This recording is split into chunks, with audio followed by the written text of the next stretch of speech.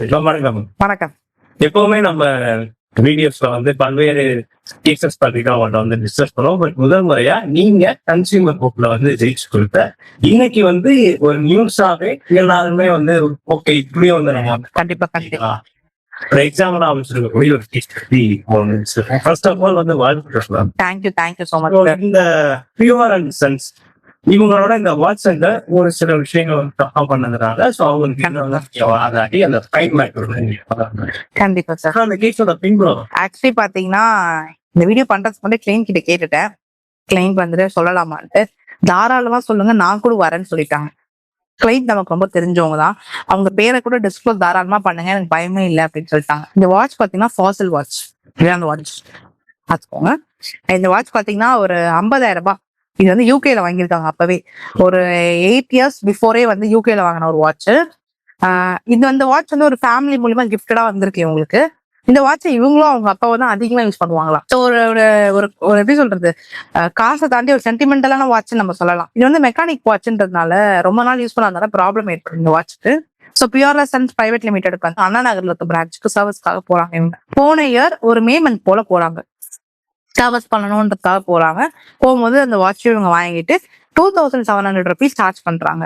ஆனா அந்த சர்வீஸ் சார்ஜை வந்து நீங்க இப்ப கொடுக்க வேணாம், வாட்சை நீங்க எப்போ எடுத்துக்கிறீங்களோ நீங்க அப்போ கொடுக்கலாம் அப்படின்றாங்க. பட் 1 month டைம் கேட்கறாங்க சர்வீஸ் பண்ணி கொடுக்கறதுக்கு. ஸோ இவங்க என்ன பண்றாங்க, சர்வீஸ் ஆயிடும்னு சொல்லிட்டு அடுத்த மாசம் போறாங்க, அதாவது ஜூன் மாசம் போறாங்க. போயிட்டு சர்வீஸ் ஆச்சான்னு கேட்கும்போது ஆன்சரே சொல்லாம தட்டி கலைக்கிறாங்க.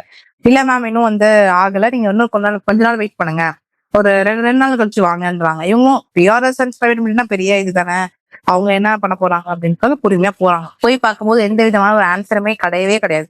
இதனால மன உளைச்சல் காரணம் இவங்க என்ன பண்றாங்க, போய் கேட்கறாங்க. இந்த ஸ்கிரீன்ஷாட்ல பாத்தீங்கன்னா தெரியும், அங்க இருக்க எல்லார்கிட்டயுமே வந்து கான்டாக்ட்ஸ் அவங்க கேட்கறாங்க.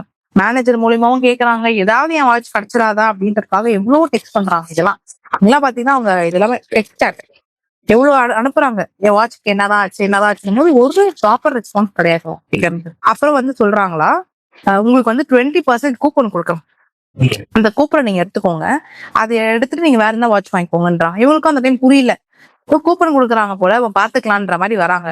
அப்புறம் தான் இவங்க யோசிக்கிறாங்க, நம்ம ஏன் வந்துட்டு நம்ம வாட்சை வாங்க ஏன் கூப்பன் வாங்கணும். இப்ப நான் புதுசா ஒரு வாட்ச் வாங்குறேன்னா அந்த வாட்சோட காஸ்ட் அதிகமா இருக்கும், அதுக்கு எதுக்கு எனக்கு கூப்பன், சரி எனக்கு தேவையில்லை என் வாட்சை கொடுங்கன்றாங்க.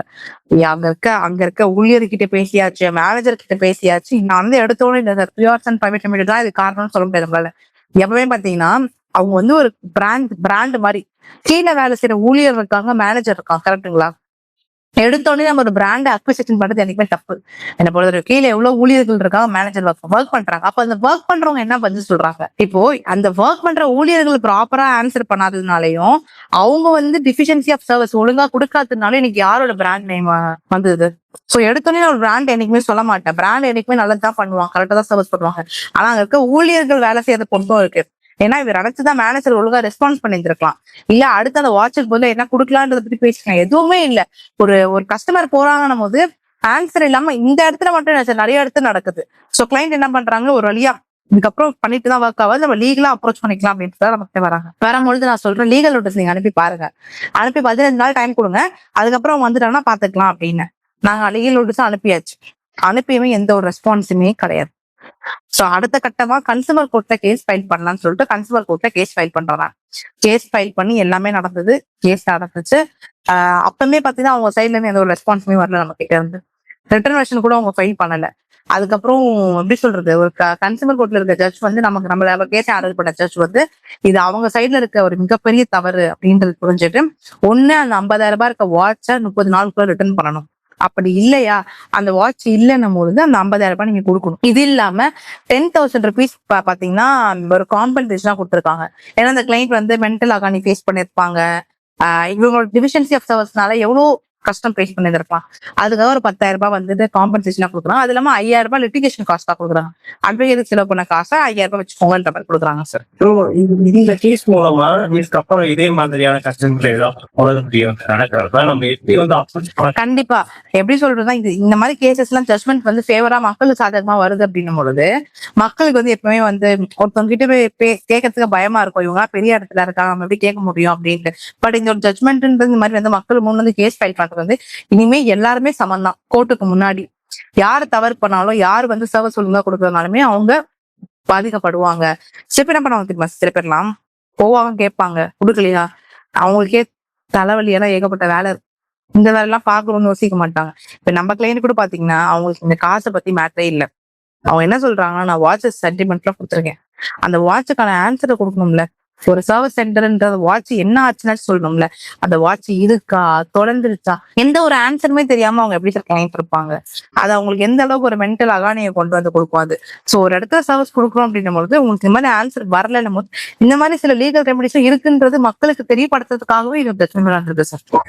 இப்போ இதே மாதிரி இது ஒரு சிக்கல் வந்து ஒரு சராசரி மக்களுக்கு வந்து நடக்கிறப்ப எப்படி மேம் வந்து போய் அணுகலாம்? சரி, நம்ம கிளைண்ட்டும் சராசரியான மக்கள் தான் சார். அவங்க என்ன சொல்றாங்கன்னா, தனக்கு மரியாதை இல்ல அந்த இடத்துல. தான் வாட்ச தானே கொடுத்துட்டு அங்க போய் அலைஞ்சிட்டு இருக்குது எவ்வளவு கஷ்டமான விஷயம். அந்த வாட்ச கொடுத்தது யாரு? இவங்க தானே. அப்ப எவ்வளவு தூரம் அலையிறது யாரு? இவங்க தானே. அது எவ்வளவு ஒரு கஷ்டமான ஒரு விஷயம். தான் வாட்ச இவங்களே கொடுத்துட்டு எத்தனை முறை அலைஞ்சிருப்பாங்க. அது எவ்வளவு ஒரு தவறான விஷயம் சார். சோ இந்த மாதிரி நடக்குது நம்ம வந்து கன்சூமர் கோர்ட் அப்படின்றது எதுக்காக இருக்குன்னா, பணக்காரனுக்காக மட்டும்தான் இருக்குன்னு கிடையாது சார். பாதிக்கப்பட்டவங்க சர்வீஸ் ஒழுங்கா நடக்காம அதனால கஷ்டப்பட்டவங்களுக்காக இருக்கிறது தான் கன்சூமர் கோர்ட். சோ இது மக்கள் எல்லாமே கண்டிப்பா தெரிஞ்சுக்கணும் சார். தேங்க்ஸ்.